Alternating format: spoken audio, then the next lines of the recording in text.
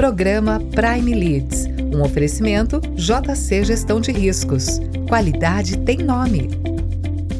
Seja bem-vindo a mais um programa da Prime TV. Nosso convidado de hoje é o Alexandre Barros. O Alexandre é um executivo sênior da área de procurement. Alexandre, prazerzaço te receber aqui.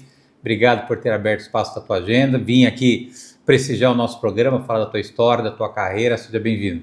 Muito obrigado, Luciano, pelo convite. É um prazer estar aqui hoje, podendo contar um pouco da minha história e compartilhando, para outras pessoas aquilo que eu vivenciei ao longo da minha carreira, de quase 29 anos. São quase 30 anos, né? Como é que está sendo essa jornada? Você que passou por grandes empresas, sempre em posições, estratégias. O que você pode compartilhar conosco dessa trajetória até aqui, Ale? Então, eu tive uma trajetória bem diversificada. Eu trabalhei em várias empresas de diversos setores. Então, comecei minha vida profissional como trainee em finanças no grupo KM, que foi incorporado pela Vale. Na sequência, eu fui para a Shell, fiquei lá quase 16 anos. A Shell realmente foi a minha grande escola, a base de tudo. Ela promovia um grande job rotation, então eu passei por várias posições até poder assumir uma cadeira de liderança. E esse job rotation foi muito importante para me dar uma visão bem completa da empresa e conhecer diversos setores da organização que ampliaram a minha visão de mundo, visão de empresa e daquilo que eu poderia querer para a minha carreira. Bom, na sequência, eu saio da Shell, vou para a Vale, empresa de mineração. Então, eu saio do setor de oil and gas, downstream, e mudo para a Vale, onde eu tive uma oportunidade muito grande também de me especializar na área onde realmente eu fiquei em bandeira e segui adiante, que foi procurement. Então, na Vale, em mineração, eu fiquei responsável por uma gerência regional de compras, notadamente localizada no Espírito Santo, em Vitória, e eu era responsável por toda a manutenção, contratação de materiais e serviços dos portos da Vale, por onde ela escoava a produção de minério. Então, o Porto de Tubarão, que é um dos maiores do mundo em exportação de minério, um orgulho para qualquer brasileiro.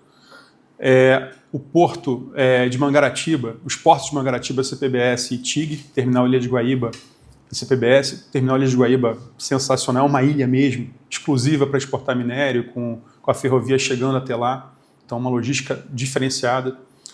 Terminal Marítimo Inácio Barbosa, em Sergipe.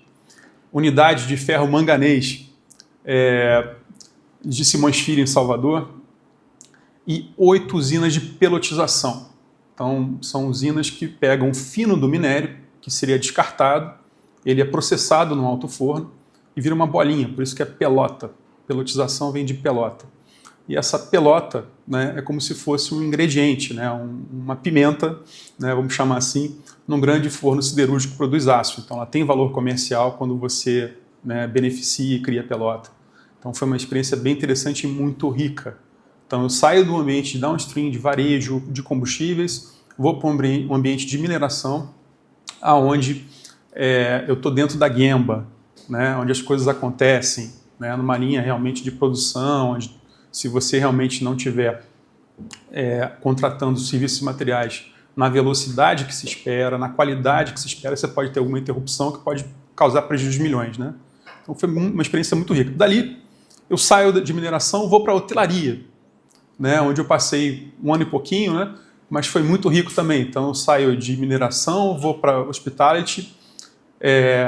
Em hotelaria, eu tive uma missão bem interessante no Brasil Hospitality Group, BHG, detentora das marcas Golden Tulip, Royal Tulip e Tulipin, onde a grande missão era fazer a criação de uma área de compras centralizadas para os hotéis. Eram 46 hotéis espalhados pelo Brasil, já compravam descentralizadamente, sem nenhuma política de compras, sem um critério. Então, eu tive essa oportunidade de criar política de compras, indicadores, formar o time, implementar strategic sourcing. E vou te falar, foi a experiência mais curta que eu tive e uma das mais prazerosas, que é você poder construir do zero, fazer a fundação para uma base diferente de uma área de procurement. Porque até então eu tinha trabalhado numa regional de compras, então você tinha um escopo que tinha uma certa limitação, você não era responsável por tudo. Embora eu também tivesse ajudado a desenhar políticas e procedimentos da Vale em suprimentos, eu não era o responsável, ali passei a ser responsável por tudo. E essa experiência em hotelaria, numa empresa menor, quase que uma startup, vamos chamar assim, né? Não se comparava a Shell e a Vale, né? Então, outra cultura, outro ambiente, um ambiente muito alegre, né? É interessante isso, né? Porque para você poder servir bem o seu cliente, o seu hóspede, você tem que estar bem. Então, era uma empresa que promovia muito o bem-estar dos colaboradores. Né? Eu vi a importância de você realmente criar uma cultura, né, onde as pessoas se sentem bem, se sentem acolhidas. E isso é muito importante para você poder transmitir algo positivo para o seu cliente. Né? Então, foi muito interessante por isso. Bom, isso me preparou para um outro salto que eu acabei dando, que aí foi uma experiência muito rica, muito interessante. Tá? Foi quando eu pude sair dali e ir para a Estácio, né, uma das maiores empresas de ensino superior do Brasil. Então eu chego na Estácio no ano que o CAD deu um no-go para a fusão com a Cogna, com a Croton. Então tinha toda uma preparação para a junção das duas empresas e o CAD proíbe e a Estácio resolve seguir voo solo, sem se juntar à Cogna, à Croton. E é nesse momento onde teve uma grande mudança de executivos e de controle societário que eu cheguei, né? E foi interessante, Luciano, porque eu estava pegando um desafio maior do que o de hotelaria, um setor de educação que eu também não conhecia, e que foi muito rico porque eu cheguei no momento de transição, no ponto de inflexão da curva. Então, tudo mudando, tudo sendo reajustado, né? E meu CFO que me contratou, me convidou justamente para fazer esse trabalho de reestruturação do time de compras, né, e tudo mais, rever o Hack to Pay, da requisição ao pagamento, implementando o Strategic Sourcing, e com 3 semanas de casa, como mudou o bloco de controle, né, um fundo que passou a ter uma posição relevante dentro do grupo, que foi o fundo Advent, ele pede uma reunião para a gente apresentar as áreas, né, para efetivamente explicar o que cada área estava fazendo. E foi nesse momento, Luciano, que eu preparei uma apresentação, né, bem resumida, né, tem que ser uma apresentação bem direto ao ponto, né, bem executiva, e tinham 12 slides. E meu CFO entrou para apresentar a minha área. Eu fiquei de fora para, se tivesse alguma pergunta, algum questionamento, eu poder entrar e explicar melhor. Com 8 minutos ele sai da reunião. Eu falei, mas como foi isso? Foi boa a reunião? Foi excelente. Como assim? Qual slide você conseguiu passar? Eu cheguei no 4º slide. Pô, mas eram 12 slides. Não, mas foi sensacional. Você não está entendendo. Quando eles viram o potencial de ganho com a área de suprimentos, o que ela poderia gerar para a gente de redução de custo, né, e, consequentemente, de rentabilidade para a companhia, eles nos deram carta branca para contratar uma consultoria especializada em transformar a área de suprimentos e te ajudar nesse teu desafio. E foi aí que eu tive a oportunidade de fazer uma RFP com algumas consultorias, McKinsey, Kearney foram as finalistas, e onde a Kearney acabou sendo a contratada para fazer esse trabalho transformacional na área de suprimentos. Então eu chego com esse mandate de mudar a área, de reformular tudo e ainda ganho de brinde o trabalho de uma consultoria renomada como a Kearney. E aí, nesse momento, eu pude implementar o Strategic Sourcing, rever o organograma, políticas e procedimentos, indicadores, começar um trabalho que eu só fui concluir algum tempo depois, de revisão do Hack to Pay também, dos sistemas que eram utilizados, o Marketplace que era utilizado, que naquela época era o NIMBY, a gente acabou migrando para o Ariba, mas isso é um outro projeto, depois eu explico um pouco melhor. E, principalmente, implementar, né, redução de custo na organização. Então, era uma empresa que, na época, eu posso falar isso, porque já não é mais o spend atual, tá, sem nenhum problema, tinha um spend de 1,2 bi. Eu já contratava na Vale um spend de 2 bi por ano. Tá? Então, ele era 1,2, mas eu era responsável por tudo mesmo, né? E com essa empresa trabalhando em conjunto. Então, a gente conseguiu fazer um trabalho, Luciano, de revisão dos contratos. Foram 55 contratos que foram renegociados ao longo daquele ano. Isso foi lá em 2018, tá? Tem tempo já. E onde a gente conseguiu mais de 110 milhões de savings anualizados. Tá? Então foi um número bem significativo, a companhia ficou bem melhor, bem mais rentável depois desse trabalho. Isso me habilitou a fazer outras atividades da empresa. Bom, na sequência, fiz transformações também na área do Hack2Pay, como eu falei, mudei o marketplace, a gente trouxe o Ariba, a gente implementou outras soluções satélites plugadas no Ariba, a gente automatizou, criou um robô de compras, a gente botou um chatbot para funcionar, para tirar dúvidas dos fornecedores e também dos clientes internos sobre o processo. E foi justamente esse trabalho que me deu muita visibilidade externa, né, em vários grupos, como o Embrask, tudo do Supply Chain da Live University. Fui para Tel Aviv, num encontro promovido pelo Embrask, para conhecer novas startups que pudessem apoiar também a área de suprimentos, foi bem rico também. E com todo esse trabalho que foi feito ao longo de quase 7 anos, 6 anos e meio, eu acabei tendo a oportunidade, muita visibilidade no mercado, de ir para o Grupo Casas Bahia. Então eu saio de educação e vou para o varejo. Então eu brinco que eu completei o álbum de figurinhas, né? Porque eu passei por oil and gas, mineração, hotelaria, educação e finalmente varejo. Então são 5 áreas completamente distintas e que o principal mesmo, o fio condutor de tudo isso, foi sempre a minha curiosidade, foi sempre querer conhecer coisas novas, estar aberto a desafios, né? Tomar risco. E quando você muda, né, de setor, quando você muda de empresa, você está tomando risco. Não tem jeito. Por mais que você tenha ali, né, alguém que te trouxe, alguém que de alguma forma entendeu que você era a pessoa com perfil adequado para aquela posição, você tem vários problemas que podem acontecer, fit cultural, desafios de projetos e tudo mais. Mas essa foi minha trajetória até aqui, em termos profissionais, e uma trajetória muito rica de aprendizado, que eu quero cada vez mais, como num evento como esse, poder compartilhar com o maior número de pessoas possível. Muito bem, Ale, eu vou pedir a tua licença para um rápido intervalo. Na volta nós retomamos aqui o assunto com o Alexandre Barros. O Alexandre é o executivo sênior da área de procurement. Nós voltamos no instante.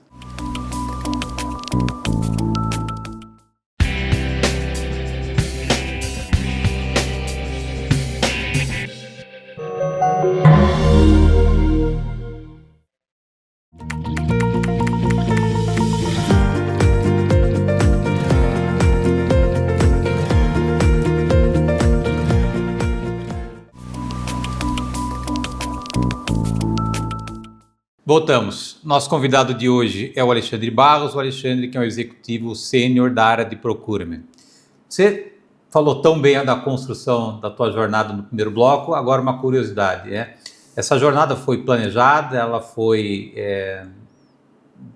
dentro de um processo que você idealizou, as oportunidades foram aparecendo, você rapidamente se adaptou e não deixou o bonde passar, Alexandre? Uma excelente pergunta, Luciano. Na verdade, né, tem uma frase que é do John Lennon, dos Beatles, né, porque a vida é aquilo que acontece quando você está planejando, né? Então, assim, óbvio, a gente tem que planejar, né? Tem que pensar realmente no futuro e se preparando para aquilo que você está desejando, que você está almejando. Todo mundo tem um propósito, tem um sonho, e para deixar de ser sonho e virar realidade, você tem que se planejar e se preparar. É fato, né? Então, ao longo da minha trajetória, eu não falei isso no primeiro bloco, mas uma coisa que eu sempre investi muito foi na minha carreira acadêmica também, né? Não como professor, mas como aluno mesmo, né? Primeiro, eu fiz, ao longo da minha carreira, 2 MBAs na PUC, um em Marketing e um em Management, um mestrado profissional em Administração de Empresas na PUC, no Rio de Janeiro também. Na época eu tinha opção tanto de COPEAD, que eu passei também para o mestrado, quanto COPEAD UFRJ, quanto na PUC do Rio, mas eu acabei optando pela PUC, não só porque eu já conhecia a PUC, dos 2 MBAs que eu já tinha feito, mas porque era a única que conciliava a parte acadêmica com o trabalho. Na COPEAD eu ia ter que parar por um ano e meio o trabalho e ficar exclusivo vivendo de uma bolsa de aluno, né, de bolsa de estudos, né? E aí eu acabei optando pela PUC do Rio de Janeiro, o mestrado profissional. E depois ainda vim fazer um terceiro MBA, aí já quando eu trabalhava no Grupo Edux, né, dona da Estácio, também dona da marca IBMEC. Então eu acabei fazendo mais recentemente também um MBA em Global Business no IBMEC. Então assim, eu me preparei o tempo todo, eu nunca fiquei parado e não esperei nunca que a empresa que eu estivesse trabalhando investisse no meu desenvolvimento, né, em termos acadêmicos e tudo mais. Então, tudo isso foi custeado por mim mesmo, né? Tudo isso foi feito realmente, né, acreditando que a educação muda a vida das pessoas. Eu tive um fit cultural muito bom, especificamente com a Edux, por conta disso. O propósito da empresa tinha muito a ver com o meu propósito, com aquilo que eu acreditava. E quando você tem esse tipo de junção, né, da liga, da fit, né? Então, isso foi muito interessante. Então, assim, respondendo mais objetivamente a sua pergunta, eu me preparei muito, mas nem tudo sai como a gente planeja. Aliás, a maioria das coisas não sai como a gente planeja. Então, você tem que o tempo todo estar improvisando, tem que estar aproveitando as oportunidades que surgem. Então, assim, se você me perguntar, você quis fazer essas mudanças todas de setores? Você pensou nisso, você planejou isso? Eu falei, não exatamente. Eu acreditava que eu não poderia ficar a vida toda numa única empresa se eu quisesse continuar me desenvolvendo e conhecendo outros setores, né? Sempre aprendendo. O lifelong learning é uma coisa que para mim é mandatório. Eu acredito muito nisso. Tá? Então, assim, foram surgindo oportunidades ao longo do tempo e eu fui aproveitando cada uma delas. Mas o único jeito de fazer isso ser viável foi sempre me preparando antes. Eu digo sempre, Luciano, que o sucesso é o casamento perfeito da oportunidade, né, com o preparo, com a pessoa que realmente se preparou para estar habilitada. Eu falo inglês fluentemente, falo francês fluentemente. Inglês por conta até da Shell mesmo, me preparei antes e acabei trabalhando um tempo na Shell, inclusive em cargos internacionais, onde o inglês foi chave para a minha vida profissional. Francês, porque eu acreditava que tinha que ter uma segunda língua. E o espanhol eu já dominava mais ou menos, né? Todo mundo se arrisca no espanhol, no portunhol e tudo mais. Então eu sempre criei essas fundações que me permitiram fazer essas mudanças, mas, objetivamente, não. Eu não planejei cada saída dessa como sendo a trajetória normal. Agora, além desse preparo que você mesmo se autoimpôs positivamente, o papel dos relacionamentos, o papel do network para ajudar você nessas transições e na construção dessa jornada, Alexandre? Então, vou confessar aqui para você, diante das câmeras, que logo no início da minha carreira eu acreditava muito que o preparo era suficiente, que a meritocracia me fazia andar, né? Que efetivamente as minhas entregas, o meu currículo, que isso seria o suficiente, né, para que eu tivesse novas oportunidades e pudesse continuar evoluindo na minha carreira. Então, você pode achar um pouco naive, né, meio ingênuo da minha parte, mas eu acreditava muito nisso.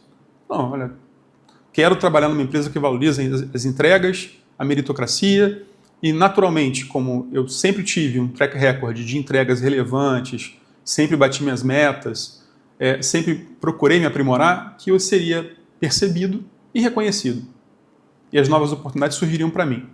Isso é verdade em parte, isso ajuda até certo ponto na sua carreira. E eu tinha uma visão negativa do network, por incrível que pareça. Eu achava que era um jogo de influência, que era alguma coisa... um viés, tá, que eu tinha, tá? Muito, assim, do tipo assim, não, isso aí é QI, quem indica, pistolão e tal. Eu tinha uma visão meio negativa quando eu comecei a minha carreira profissional. Quando, ao longo do tempo, eu fui despertando para uma coisa que é muito diferente. Network não é isso. Network são relacionamentos que a gente constrói ao longo da vida e que não são para que você tenha sucesso profissional. Isso é um resultado que pode acontecer ou não. Network é você ter uma rede, fazer parte de uma rede de apoio, onde as pessoas se ajudam mutuamente, sem esperar necessariamente nada em troca. Mas está muito Madre Teresa de Calcutá, essa sua definição de network. Primeiro, eu adoro Santa Madre Teresa de Calcutá, eu sou um pouco religioso, sou católico, né? Respeito todas as religiões, mas eu acredito que a gente tem que devolver para as pessoas aquilo que a gente recebe. Eu acredito que a gente tem que, de alguma forma, fazer a diferença nesse mundo, né? E se você encara o network dessa forma, você entende realmente o que é o network. Às vezes aquela pessoa talvez nunca possa te ajudar, nunca possa retribuir o favor que você fez para ela dentro da sua rede. E não tem problema, está tudo certo. A questão não é essa. A questão não é a gente. A questão é essa rede, que ela existe, né? E ela, às vezes, é invisível. Então, quando eu me despertei para essa questão, o verdadeiro significado do network, né, que era diferente daquilo que eu pensava no início da minha carreira, eu vou dizer que eu dei uma deslanchada, eu consegui avançar mais. Porque portas se abriram onde eu nunca esperei. Situações aconteceram na minha vida do nada, né? E que me permitiram fazer passagens em outras empresas e também desempenhar papéis diferentes dentro da própria organização, porque você tem um network geral, tem um network dentro da empresa, são as alianças que você forma com as pessoas que você tem afinidade, tem empatia, que você efetivamente acredita que são pessoas que estão realmente, né, buscando esse mesmo caminho que você está buscando com o network. Não o network pelo network, mas o network pensando numa coisa maior. Tirando agora o CNPJ, falando do CPF, o nosso telespectador conhecer um pouquinho o Alexandre, pessoa, ser humano, o que você pode compartilhar conosco com relação à família, hobby, o que você Bom, então assim, gosta ali? Quando eu saio do CNPJ e vou para o CPF, então quem sou eu, né? Eu sou o pai da Bruna, o pai da Manuela e marido da Isabel. Né? Então assim... 3 mulheres. 3 mulheres. Muito né? bem. Você vê que a minha vida não é fácil. Mas são né, assim, as melhores coisas da minha vida que Deus me deu. Quantos anos tem as crianças? A mais velha tem 18, a mais nova 16, né, e já estão nessa fase de ensino médio, de vestibular, de Enem, né, buscando já a carreira profissional e estou ajudando dentro do possível. Né. Eu tenho um viés, elas sabem disso. Então, a mais velha, inclusive, pai, eu não quero ser orientado por você. Né? Vou acabar sendo direcionado aqui para algo que você acredita que é bom para mim, mas que talvez não seja bom para mim naquilo que eu gosto. Né? Tá bom, filha, eu respeito. Tá? Aí buscamos uma orientadora vocacional, psicólogo, para poder ajudar nessa busca, né, do que ela vai fazer em termos de carreira. Então, assim, eu sou muito focado na família, eu pratico atividade física sempre que possível, com a minha família também, então eu corro, faço prova de rua com as minhas filhas, né, 10K, elas fazem 15, né, mas eu faço 10K, procuro sair muito com a minha esposa, passear, viajar, né? E a atividade física é fundamental. Eu acho que é o que me ajuda, né, nessa vida pesada de executivo a botar a cabeça em ordem mesmo, a saúde em ordem. Então eu pedalo também, faço musculação, participo de grupos de corrida e tento sempre conciliar, né? Porque esse é que é o difícil. Né? O bem mais escasso de qualquer executivo é o tempo. Então saber administrar bem o tempo e dosar as coisas para tentar encontrar o work-life balance é fundamental. E como é que você consegue fazer esse equilíbrio? A gente sabe que executivos do seu tamanho, com as responsabilidades que você tem, trabalhando nas empresas gigantes como você trabalhou, a gente sabe que a agenda é uma coisa complexa, né? Sim. Desafiadora, né? E você tem um padrão mental, você mesmo acabou dizendo, da priorização da família. Como é que você conseguiu e consegue equilibrar esses dois lados para que você possa ter uma vida equilibrada, Alexandre? Esse é o maior desafio na minha vida, né? Conseguir, né, dar atenção para a minha família, para os meus amigos, para os meus relacionamentos, de uma maneira geral. E o que eu procurei fazer?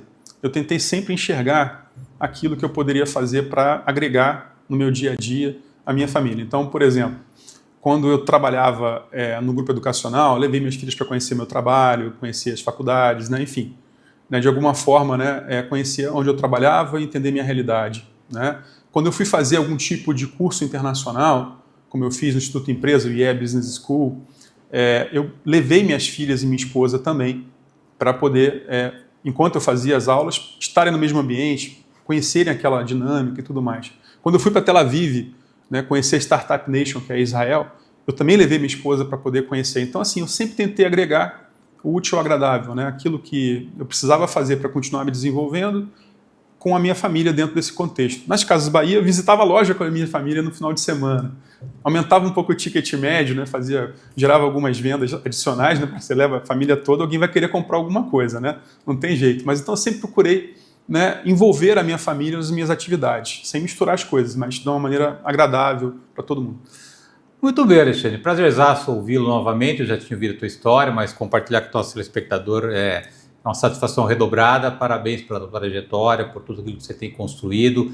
Tenho certeza que você tem inspirado muitas pessoas aí com a tua maneira de conduzir a tua vida, dentro desse equilíbrio que a gente sabe que é um desafio. E mais uma vez, obrigado por você ter aceito o convite e vir prestigiar o programa da Prime. Luciano, o prazer foi todo meu de estar aqui, de poder contar um pouco a minha história para as pessoas que vão assistir esse vídeo, né? E a mensagem que eu deixo aqui é o seguinte, né? Sejam curiosos. Né? Eu gosto muito daquela mensagem do Steve Jobs: Stay hungry, stay foolish. Né? Temos que ser famintos, né, em conhecer coisas novas e não podemos ter medo de parecermos ingênuos, às vezes até idiotas, né? Ao buscar alguma coisa que ninguém está olhando, que ninguém percebeu que pode ter uma oportunidade ali. Né? Obrigado. Obrigado, telespectador, pela tua audiência. Obrigado por mais esse encontro aqui no programa da Prime. Lembrando que o Inédito vai ao ar toda terça-feira, 9h30 da noite. Aguardo vocês na próxima semana. Até lá. Programa Prime Leads, um oferecimento JC Gestão de Riscos. Qualidade tem nome.